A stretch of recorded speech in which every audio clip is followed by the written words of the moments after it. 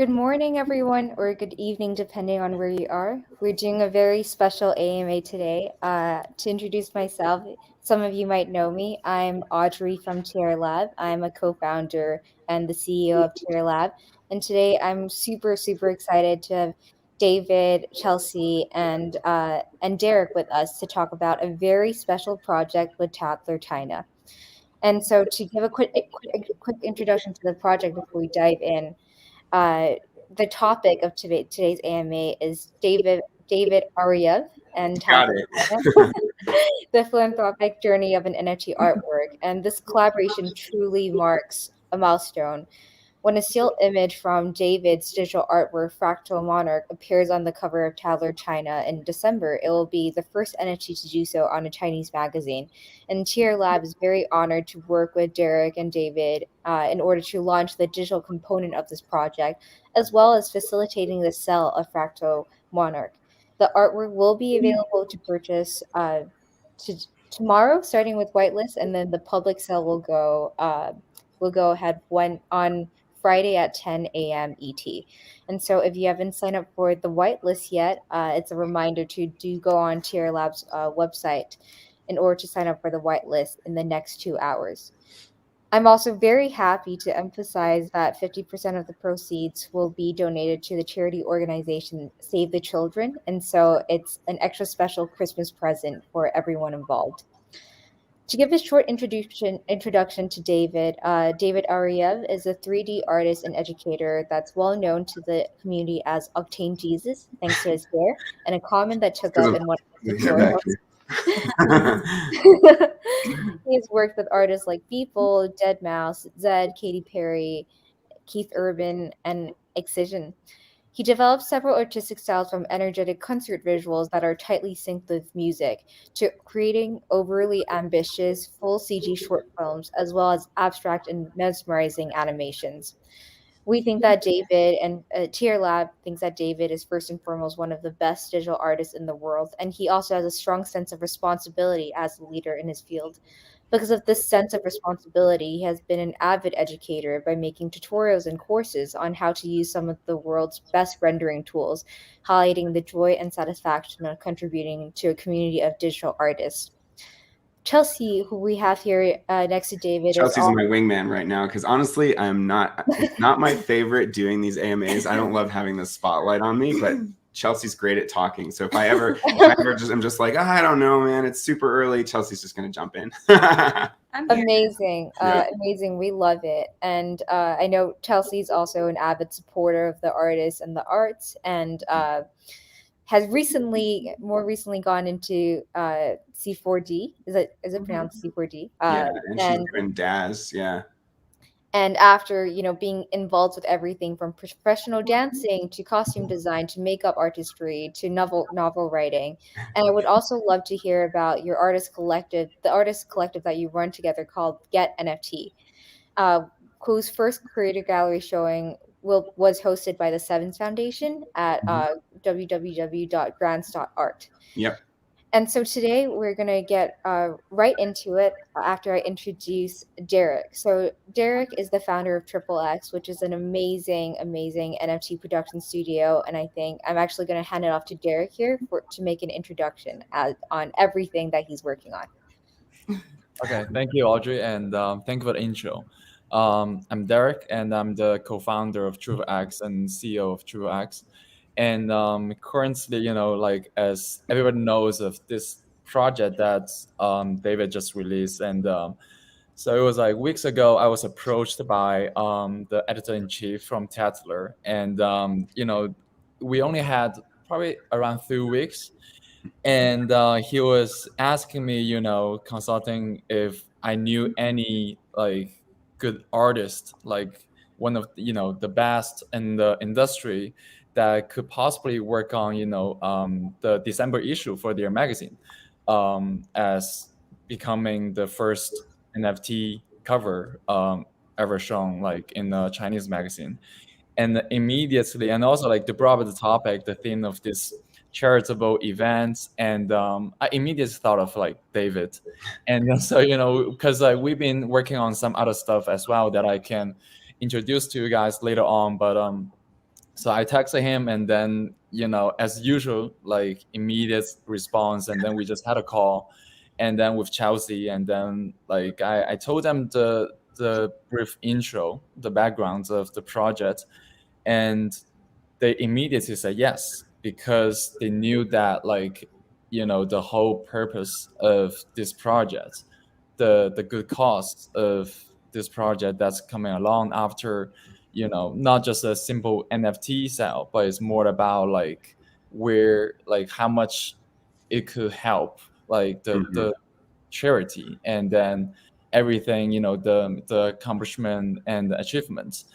And then, so yeah, like we got into it right away, but and then a lot of things happened during the process we can share with you guys later on. And then some of you, if you guys have followed David, like Oh my God. the past few weeks, you guys will probably know the hacker thing, but Oh yeah, I will leave that David. But yeah, like basically, so Chubax, I wouldn't define as what we do or what we are, because I feel like, especially with this space developing throughout the past half a year to a year or so, like the definition of words, of professions have been changing. Yeah, it's Like, impossible to keep up with. Like the definition is constantly changing of what we're even doing. But that's what's exciting about being in the NFT space, right? yeah, yeah. Like as an artist, everybody knows like David, is also a collector and also an educator. So we have all shared like different professions, but also, like, to be honest, being in this project, I don't look at myself as a curator.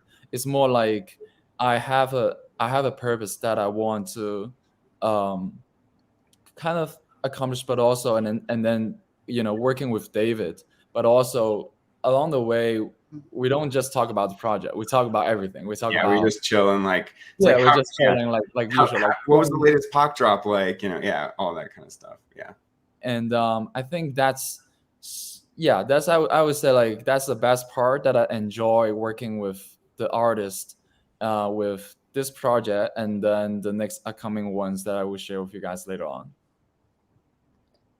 Wow, you answered so many of the questions that I had, but I think it's beautifully said, that we are not. It's hard to define what everyone's role is within the NFT space, and I'm newer in the space. Derek has actually been a great mentor to everyone at Tier Lab, That's and awesome. Appreciate it. super helpful with giving advice. And it's just amazing how supportive the entire community is and how ready everyone is to step in to help, whether from community engagement all the Mhm. way until the artwork production side. So I also feel just very fortunate to be here. In terms of the Tadler collaboration, I would love to hear a little more about what everyone here thinks of the meaning of this collaboration, especially the Save the Children philanthropic aspect. At the same time, I'm also wondering if anyone has thoughts on what this collaboration can bring to people who are previously not into the crypto or NFT world.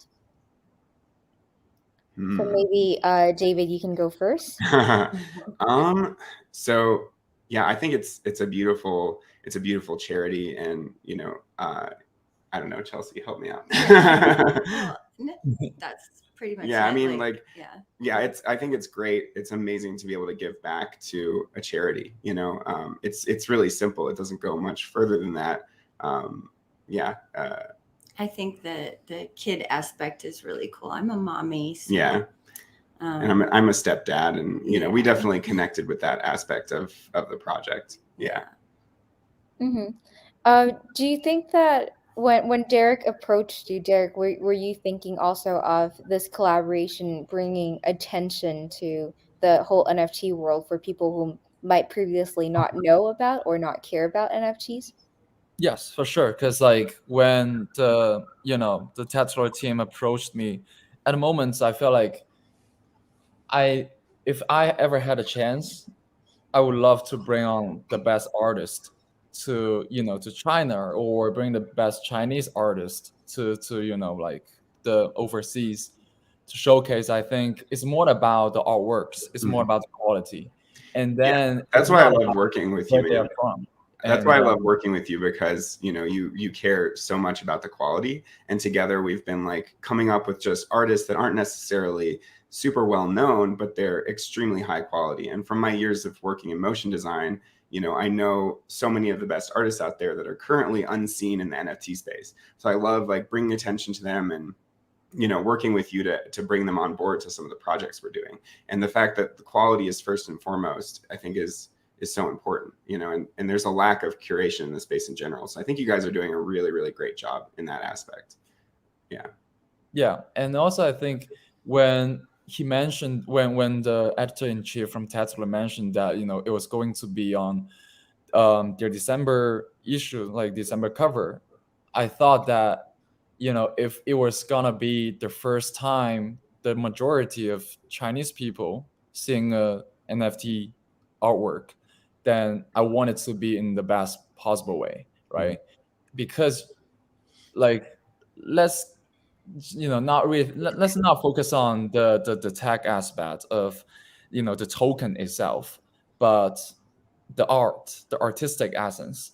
And I think when you talked, if you want to attract like people from the art world, then you got to speak the language through art, or in art, rather than like investments or Right. the technology, because you got to speak the language that they understand. You got to show them the language or the things that they easier for them to understand first, then you pass on something more. And then, so I feel like and apparently this work has received very positive and then like amazing feedback from like people around me, family and friends, and even people who have been in crypto for years but didn't really know much about like the NFT arts or artist community, or yeah, like it got them like very interested in learning more about the NFT native, crypto native art world as well.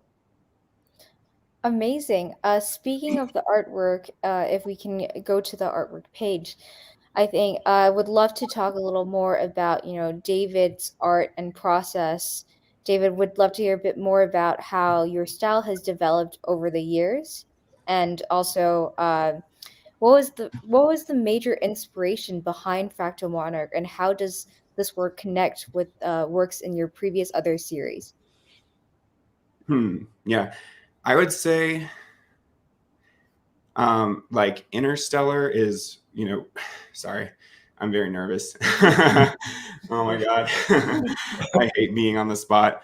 I would say like Interstellar is a big influence, like, and as well as, I don't know, like this is kind of a style that evolved on its own from just creating these mirror boxes. And, like, let me read off something real quick. So,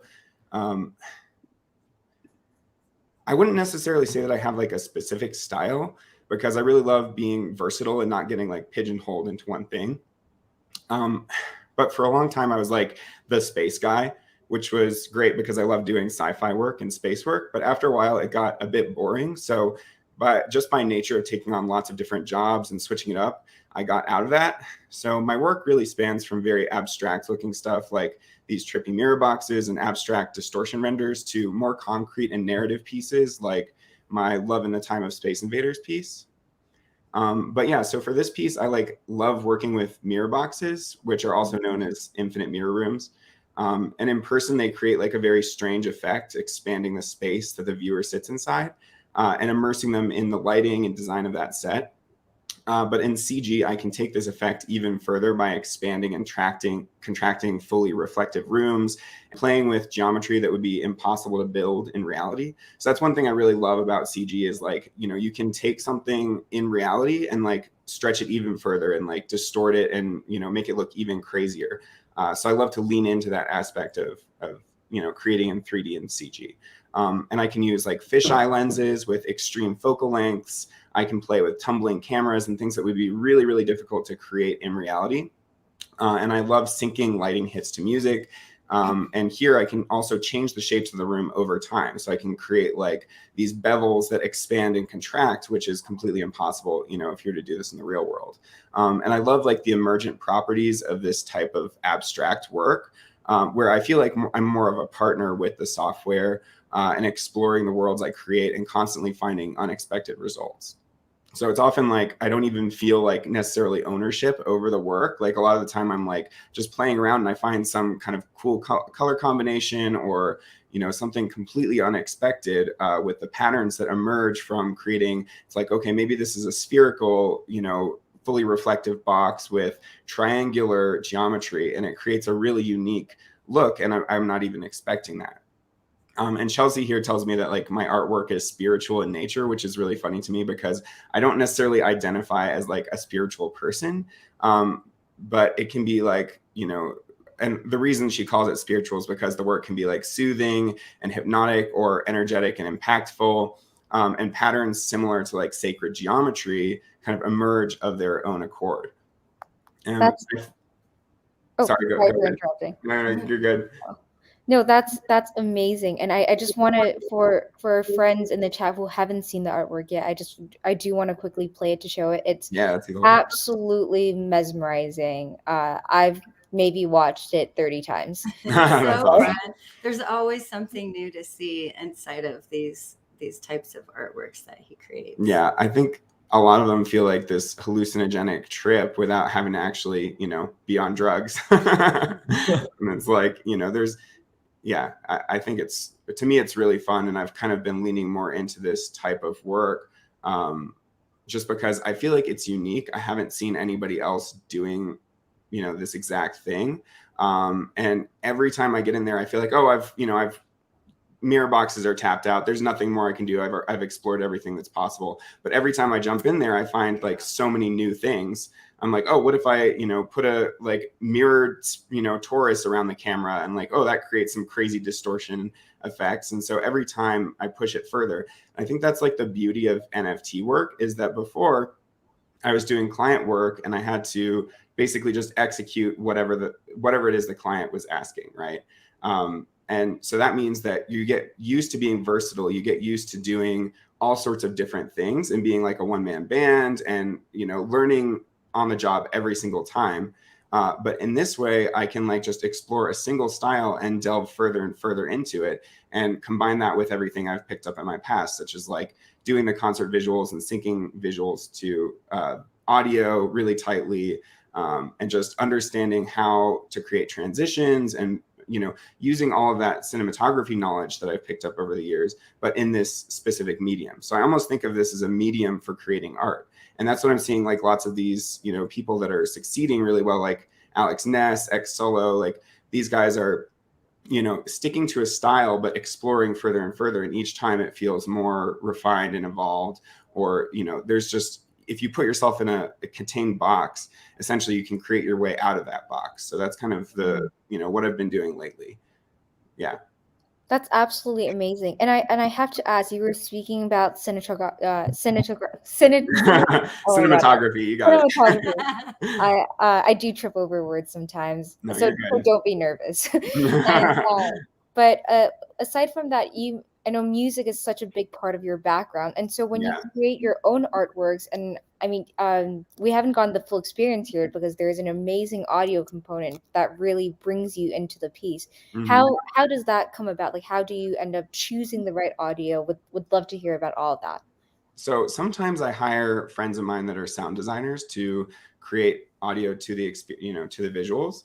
But often I just love scouring stock music sites, honestly. So premiumbeat.com is what I used for this, which sounds a bit cheesy, but there's tons, there's tons to like listen to and ways to kind of isolate what genre you want and how, and how the music sounds. And I just find like 3 or 4 that I really like. And then I kind of just give them a trial run on the timeline with the visuals. And at some point I'm like, okay, this one really fits visually. And then I see if I can find moments for the transition. So I kind of like find the points within the song that will fit the transitions. and I kind of lock in that edit point and then do the editing around that, if that makes sense. So sometimes I'll cut parts of the actual renders, like the clips, down. Other times I'll edit the song itself, and I'll find, if you go like 8 beats or certain number of beats, you can cut a piece of music together where it sounds seamless. So it's a combination of those. Other times I will map out very specifically. So a good example is the 5th piece in my first Nifty drop. Was I can't remember the name off the top of my head because I use crazy names. It's like synesthetic dimension, or but that piece was more like my typical concert visual style, where I find a piece of music first that I really love, and then from there I go in and I lay down cuts in Premiere, like on the beat, where it's like I basically cut everywhere that I want to have something happen, something triggered, right? And then I'll bring those cuts into Cinema 4D and basically place markers for all those moments. And I'll do like lighting hits where the lights pop on and then slowly diminish and that kind of thing. Or I'll have, the focal length, meaning the lens will actually change, like, get much wider all of a sudden, and create hits to the music that way. Or I'll have actually, objects within the scene reacting on that beat. So there's multiple different processes that I use to create like these kind of concert visuals. Sometimes it's more loose and chill, like the one we're looking at right now. Other times it's really tightly mapped. So it just depends on the song, like, and the type of feeling that I'm trying to create. Yeah, and sometimes when you hire Abel to do it, David will deliver a finished piece of visual art to Abel, and then Abel will go in and he'll make all the decisions. He'll make all the sound decisions for it. And sometimes, there'll be a little bit of back and forth, but a lot of times Abel's pretty good at just nailing it. This time around, he's really talented. Yeah. So with my super rare piece, the Nascent Metaverse, that one, Abel, I just created the full visuals to it, and Abel went to town and created what he believed should be the audio for it, and he knocked it out. Yeah. So there's multiple different ways to collab and multiple ways for this kind of stuff to happen, essentially. That's amazing. And I love that in the space, because, in the traditional art world, there are not that many collaborations between artists. There are potentially some collaborations or commissions between artists and brands. But one thing that I've been really loving about the NFT space is how collaborative and how welcoming everyone is, not even just to help each other out, but to really work together and to add on to each other's works to add another dimension or layer to it. For me, I'm actually used to that atmosphere, not as much as collaborating, because I would have to do, I'd have to do work for clients where I can't necessarily hire my friend, like they've already got a team and I'm patching into that studio or whatever it is. But the atmosphere of sharing information and having a really strong community, that's been present in the 3D scene, at least the 3D motion design scene, for a really long time. So I've got friends that, span back 7 or 8 years that are now entering this space. We're all kind of jumping into it together, and we're carrying that atmosphere of helping each other out forward. But the collaboration aspect is probably one of the most exciting parts of the NFT space for me, is that, Abel is someone I worked with in 2011 to 2014 at my first job. And I knew that he was really talented as a sound designer and composer, but I wasn't ever able to collaborate with him. But now with NFTs, I brought him into the fold. He just came down for Art Basel, and he had his own piece on our Nifty drop. So it's really amazing that we can carry these friendships forward and collaborate. I can think of a million different artists that I look up to and respect and love that I really want to collaborate with. So that's absolutely one of the most exciting aspects. That's amazing. And, we just want to show a little bit of behind the scenes right now, and some more of David's amazing, mesmerizing, immersive artworks for those who haven't seen them. But I might be biased because this is on Tier Lab, but this has been one of my favorites thus far of everything that David has created. That's really nice of you to say. It's a beautiful piece. It really is. And bringing it to Derek a little bit, I would love to hear a bit more about how you and David met and how you came across his works. How we met? Wow, I mean, you reached out to me on Twitter. It's super simple. Yeah, it's been a while, but one day in NFT is it feels like a 5 years. month. Yeah. Real. So yeah, it felt like a long time ago. But I think it was before your first. No, it was long before your first drop. But yeah, I think I just DM'd like David on Instagram or Twitter, and then I think it was after yeah, it was back in April, I think. And then we just talking, we started talking, and then at the time, it was like started talking with several artists at the time. It was like with Nas Graphics, and then with Ryan Hawthorne. And then we were just like, at the time, Clubhouse was still a thing. Right. So I just had a habit of like chatting with artists, and then I decided to curate, if that's the word that we have to define it, a project. So we just I just talked about it with him and asked his interest, and yeah, he turned out like he said yes. And then we just like started talking almost, once or twice a week, and then became like three times a week, 4 times a week. And then until now, it's like it's been half a year that we've been working on that same project, and then there are 4 other artists, digital artists, are in it together. And yeah, like one great thing about you is that you really get to know the artists. Like we have like these long, like 3-hour Zoom calls, but a lot of it's like you said, just like talking about the space, like what's going on, and and I think that's all really helpful, because as NFT artists, we need to be aware of crypto. We need to be aware of the medium that we're creating within. So it really just helps to talk about everything that's going on, including even like the drama and all the ridiculous, like every day there's something new happening, oh my God. So yeah. Yeah, like sometimes David will ask me, so like, what had he missed? And I'll be asking the same thing. And then he's like, it wasn't just about the projects that we've been working on. It's more about like, exchanging information and news, and then like different circles as well. Because like, for example, David knows a lot of artists, and a couple of them, like he recommended me. So Min Shi, and also like Raul Marx, and several artists. Like it was because of him that I got to know so much more about their industry, their circles, and I also got to talk with this amazing artists, and then discovering their works from the past. And then like I always believe that you have to consult, or you have to listen to the professional in order to know more about like the things that you want to know. Like that's an awesome attitude to have. With artists, you gotta ask an artist, okay, who are their favorites, or like what are their other good ones out there. And then same, if you want to know more about DeFi or know more about crypto, you gotta ask the professional. Yeah, absolutely. We're all on this journey together, and we're more like partners and friends than we are like this person's the CEO, this person's the artist, whatever. Like we're all just kind of in this together and exploring this completely new thing together, which is what makes it exciting and fun.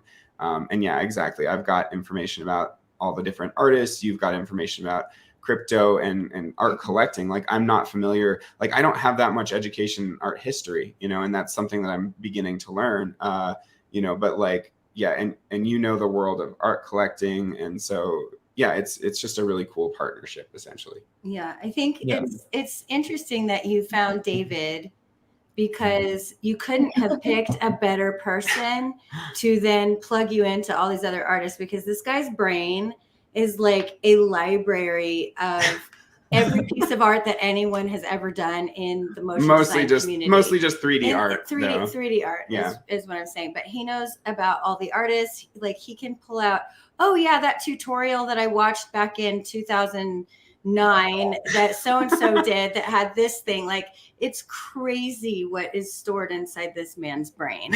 Like it's insane. Yeah. So he knows I'm all sure, as many of us know, like David is one of the friendliest and kindest people in the community. Like, always recommending, always giving credits to artists, and then like I just believe, Well, genuinely. I almost get like not angry, but I get like frustrated on other artists' behalf, because I know there are just people that I'm friends with that are just disgustingly talented. They're just like I look up to them and I'm like, why are people not buying your art? Why are people not noticing this? So I try and highlight those people and their pieces of art, because I want them to be successful too, because they deserve it. Yeah. It's tough, because the thing that's weird about this whole NFT art movement is that you've got every kind of artist under the sun really jumping into the space, from photographers to painters, mixed media artists, like any kind of artist that you can think of, dancers, musicians, singers, vocalists. There's makeup artists that do NFTs. There's anything you can think of, and it's like we're barely scratching the surface at this point.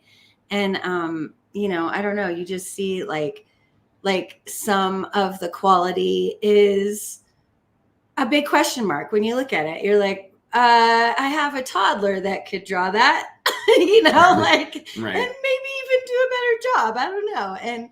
And these things are blowing up like at the same time. So much of it is about the culture of the NFT space, these memes and these silly things. Exactly. I was going to say, sometimes when you look into the background of one of those projects that looks like a toddler drew it, maybe like Gary V Friends is a good example. Like his art, artwork is not amazing. It's like just literally doodles and sketches, but that's what it's supposed to be. But it has utility behind it. Like if you look further in the project, you get to have like a workout session with Gary V if you own this one NFT. So not everything is about art. A lot of the time it's about the utility or like the ecosystem that's being developed by that creator. Or maybe it's like, this is an OG artist that's, a traditional artist turned digital, and they're, collaborating with someone, and it's like, not what you'd expect, but they have like a really big, background that you're not aware of. There's often reasons for, these things that seem confusing at first. You're like, why are people, this ether rock, what the hell? This is just a stupid rock. Oh no, it's because it's one of the first NFTs that was ever created, that kind of thing. So, it's also interesting because there's even if it's not good art, that should, like we all have eyes. We can look at something and go, that's beautiful, and look at something else and go, but at the same time, the creativity that is allowed in this space is just completely open-ended. Like creativity comes in many forms. There's people who are doing really creative coding work, doing just insane stuff on the back end, on the blockchain side, or the the smart contracts or whatever, that I can't even wrap my head around. But it's like technical, but there's still a huge amount of creative thinking that goes into creating the utility behind things and all that stuff. So I feel like art, for me, because I've done so many different types of art my entire life, I always see, I'll meet somebody and sit down with like someone who's a scientist or whatever, and they're like, oh, well, I don't have a creative bone in my body. I'm like, what are you talking about? Science is totally creative thinking. Like you have to think outside the box. You have to be like solving problems. All of this stuff translates to art, and I bet there's scientists who can make some really cool art. Yeah, absolutely. If they just put their science skills, just thought a little bit outside the box, and who knows what they could come up with. I don't know. Yeah. So I love that about this space, because it's just open to literally anyone. Mm-hmm. Well, I think we lost Derek for a second. Did, that's right. But that brings me to a question that I grapple with a lot, which is, what is the connection between art versus utility? There's amazing artworks that also have utility to them, but I do feel like a lot of art in the space is expected to have utility in a certain way, and that you want to reward your earlier collectors, you want to reward people who hold your art, and I'm curious about how you think of that, because we mentioned a couple projects in the space, but specifically to do with artists looking to come into the space who want to focus on the art. How would you recommend them thinking about utility and community and all the other aspects of the NFT space? That's a tricky one. Yeah, I was going to say that. That's a big question. Yeah. Well, I think, like you said, it is really important to be constantly thinking about ways to reward your collectors and try and stay ahead of that, like on the bleeding edge of that innovation. Like Nest Graphics is a really great example of someone that rewards his collectors. Like, he's got collector keys. He's, I mean, and I don't know if he has like exclusive Discord channels, but that's another really good way to do it. But I agree that like art doesn't have to necessarily have utility. Like in the past, when we think of traditional artists, like what utility does that Mona Lisa have? You know, it can be a ridiculous question. Right. Like if you believe in the artist and that they're going to keep evolving and growing into the space, and that they're, you know, here to stay, and that they're on this upwards trajectory, then, you know, if you want to think of it from an investment side and the utility of an investment, then they're someone you want to invest in. And it can be extremely simple, just in that their art's amazing and they're continuing to evolve as an artist and get better, and that should be enough. On the other hand, there are creators like Pac, where his art is beautiful, but it's only the smallest fraction of, you know, the whole picture and the project. He's doing like social gamification and game theory. He's doing, you know, like these exclusive Discord channels, you know, like this whole ecosystem of burning your NFTs to receive Ash and a you know, cryptocurrency. He's extremely digitally native. He's anonymous. He's got like algorithms and AI algorithms to like write things for him, and that's part of the art too. You know, like he completely defies the boundaries of what art is. He's like making digital Squid Game where nobody dies. Right, that's true. That's funny. Oh my God, digital Squid Game. I love that. See, so, right?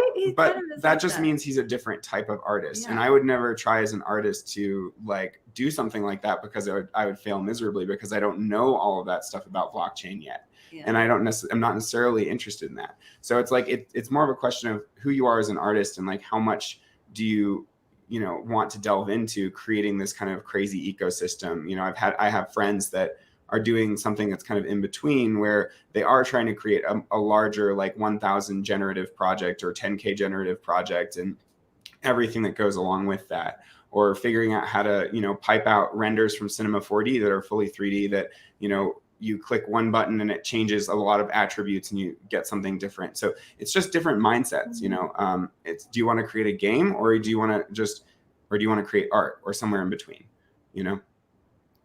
Amazing. I'm so happy to have Derek back. Yeah, Derek's back. But Derek, just to bring you into the conversation, we're having David and Chelsea were sharing some really interesting insights about art versus utility, and the different kind of connections they would focus on both. And David, Chelsea in particular, I think. I love the digital Squid Game comment for Pac. About Pac. Yeah. Yes. Without murder, nobody dies. Nobody dies. If you could elaborate a little further on that, I think that's such an interesting way to think about what Pac is doing, and I would love to hear a little bit more. I mean, we're Pac investors, so we bought. What did we buy first? Cubes. We bought some cubes, and then we burned them. Like, you know, it's like his digital Squid Game. It's the art that gets murdered. You know? like his art is getting burned to make something new. It's really interesting. I mean, I can't even begin to wrap my head around what goes on inside of this person's brain. Like, no idea. But it's pretty fascinating, and it's entertaining, and not a lot of people know about it. Like, you have to dive pretty deep to even like scratch the surface of like, oh, I understand this. I think 99% of people who are investing in Pac stuff have no idea what's going on. Like, you know, he tweets weird stuff out, and you're like, what does it mean? Everybody freaks out. But it creates mystery, and it's like, it's really more in the line of performance art than, you know, I mean, there's a visual art component, but there's performance art. And like I said, there's social gamification.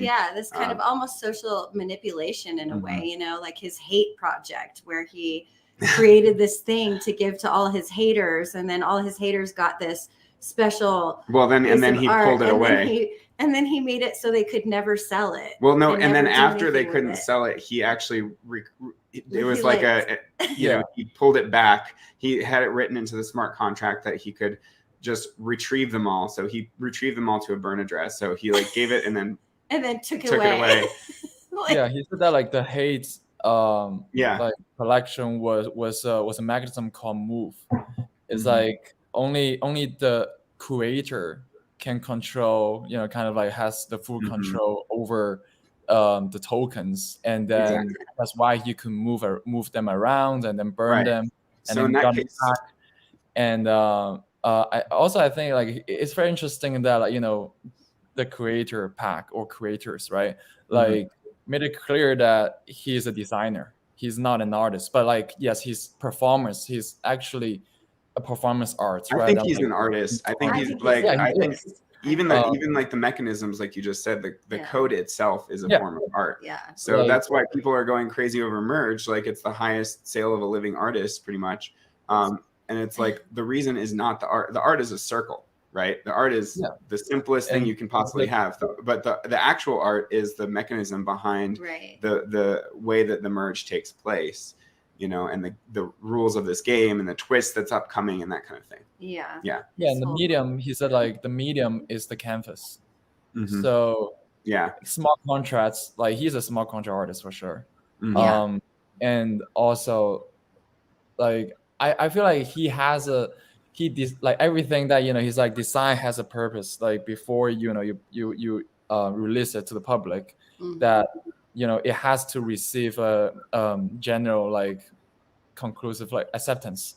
So he also like, though the things that he puts out are confusing at first sometimes, but he makes sure that the majority of the people will understand when he wants you to or they want you to, right?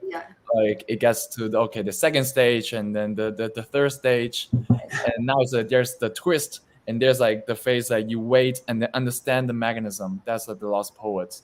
And I'm like, yeah, he's a magician as well. He, Like, he is a totally magician. is. He's like an illusionist, and he's messing with all of our heads and our wallets, and it's awesome and terrifying, and it's super fun.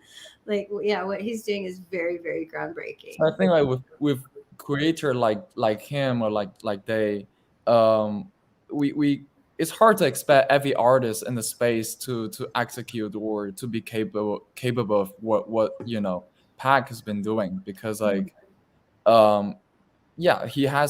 he's very knowledgeable, and then in terms of the tech and then like the visual design, all of that.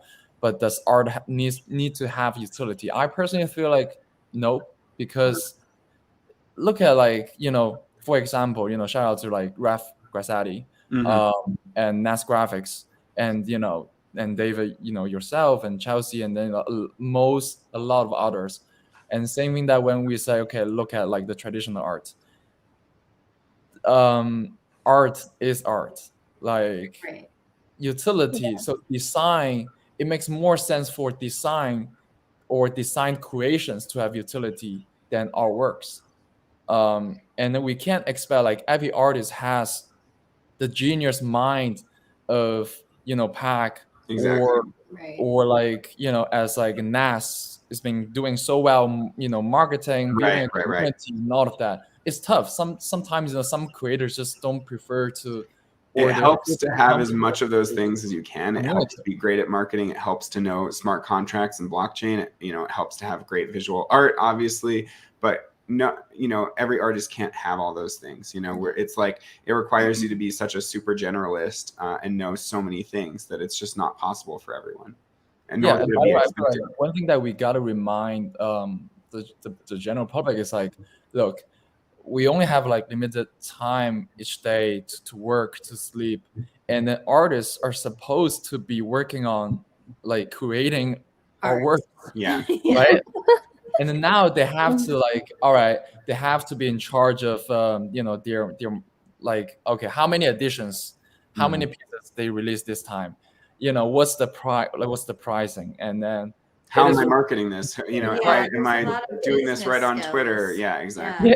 That have to come into play. And it's I feel like that's why. But for sure, it's always good to learn and then like keep learning. But we gotta, we can't always use the highest bar to look at, to judge, or very true. I mean, coming from the traditional art world, like there's so much that goes into an artist putting up an exhibition or putting up a sale, and I find it insane that now in the NFT space, a lot of artists, including yourself, you're just doing it on your own. Like it's not like someone's running your Twitter account, you're just doing it on your own. Oh my God! Speaking of your of your Twitter account, we need to talk about the hacker story. All right, let's talk about the hacker story. So Oh my yeah, God, I was actually forgot. That was Oh my God. crazy. I was working, literally, I was on a Zoom call with XXX. We were talking about the Tattler project. I had to deliver some frames that like in a couple hours or like in an hour or something. And then all of a sudden I'm looking at my email and I see like boom, boom, boom, boom, boom, like someone has logged into your Gmail account. If this isn't you, click here. I'm like, I didn't do that. Click here. It's like someone has logged into your Twitter account. Someone has changed your password. Someone has removed your phone number. Someone has turned off 2FA. I'm like, what the hell? And then all of a sudden, and then it's Instagram.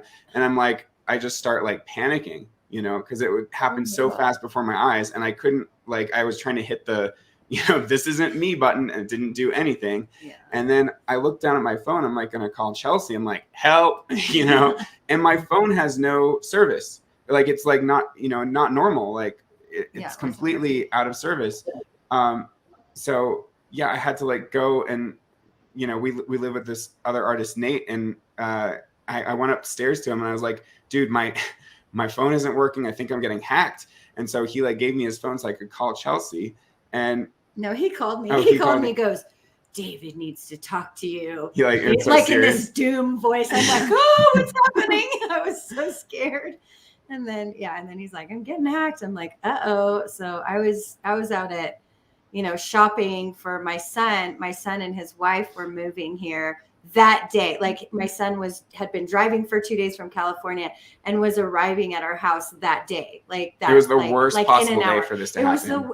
You couldn't have picked a worse day. So I came home. I got home. I was like, I called T-Mobile right away because they had control of his phone, and I had texted. Well, first you were texting me thinking it was me. You're like, hey, we need to pick up groceries or something. I don't remember what you said. It was the kiddo from school. It was Cyrus. Okay. I actually knew it was the. Oh, you knew it was the hacker at that point? Yeah, I knew it was the hacker, and I was like, hey, babe, just to see what would happen, like if he would answer me. And he was like, what's up? And I went, I need to pick up the kid from school. Goes, how much ETH you got? I'm like, what? No. So I remember seeing this on your Twitter, David tweeting from Chelsea's Twitter. But unfortunately, the hacker was able to get away with, you know, scamming some of your friends. It seems like he was DMing people on Twitter and Instagram, which is so crazy. He got over $50,000, which was just horrendous. One of my friends literally sent him $30,000, which was like his life savings, and now he's out of the NFT game.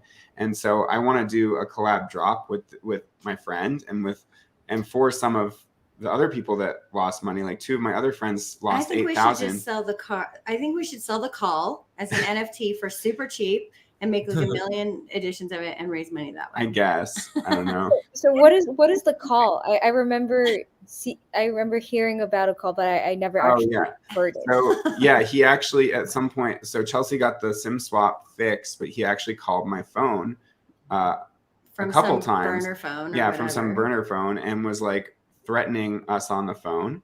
And it's on my Twitter. Like Pac retweeted it, and it's gotten like 45,000 views or something. But Pac actually put a $50,000 bounty out for the guys, you know, whoever it was, this collection of hackers' names or whatever. And so we worked with, I don't know if we're allowed to like talk about her name. Yeah. Well, why not?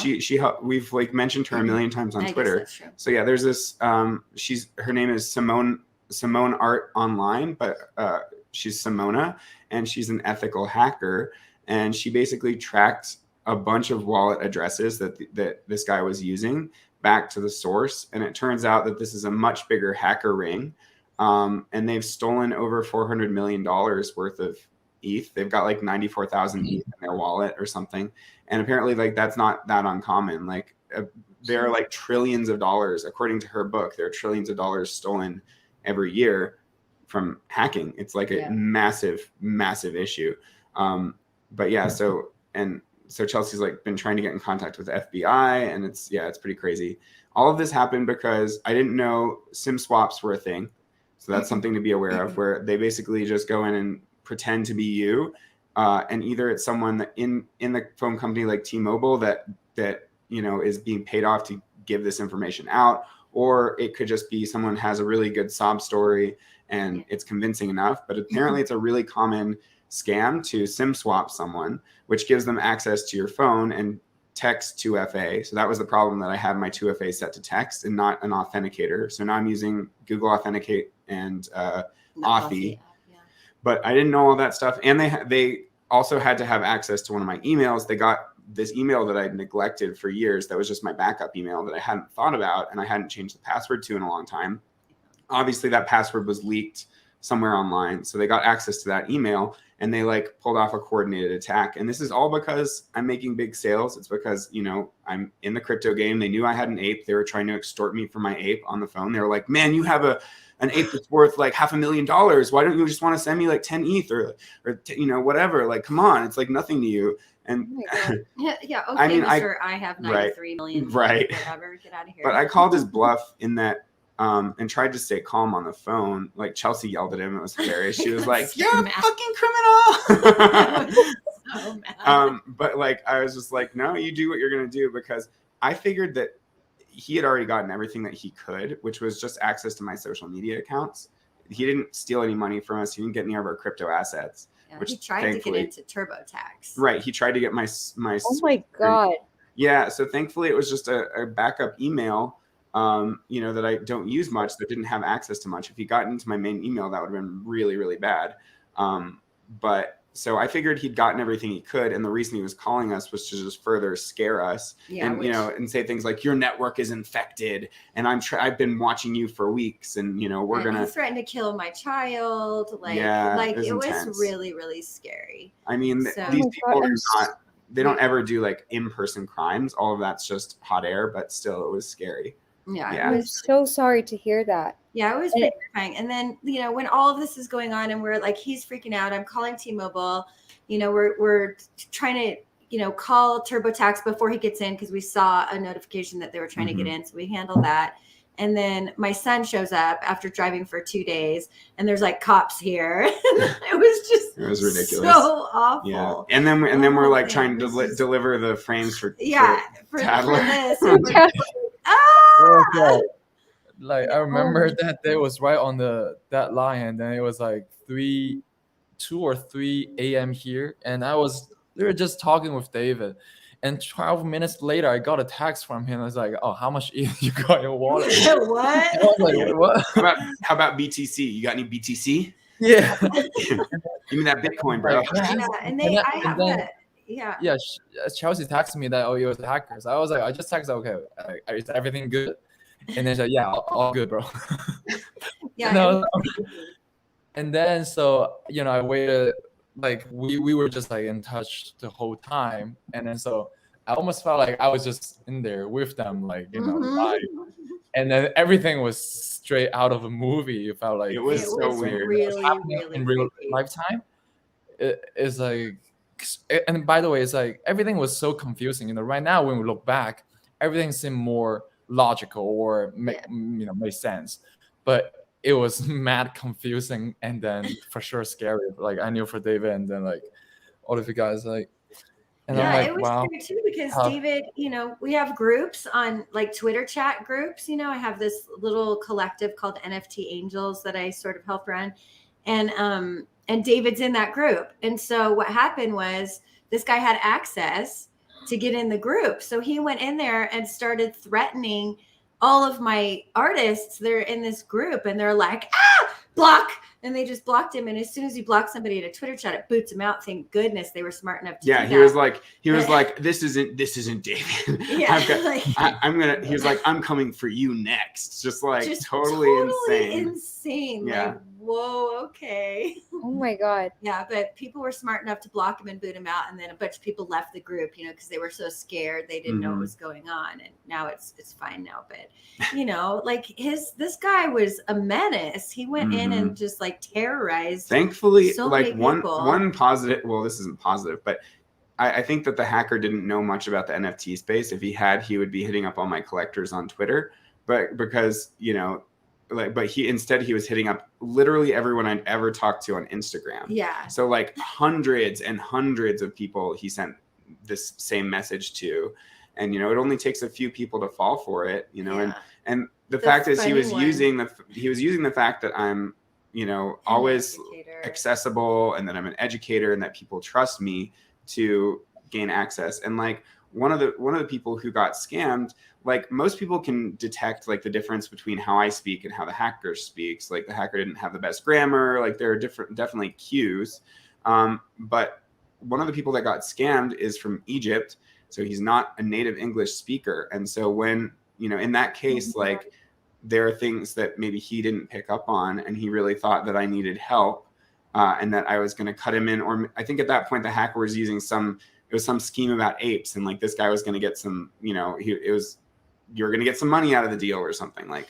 So yeah, it was messed up, but it was really kind of funny too, because a lot of the people who have taken David's tutorials and everything, who this guy reached out to, would like quiz oh yeah quiz the people the that hacker.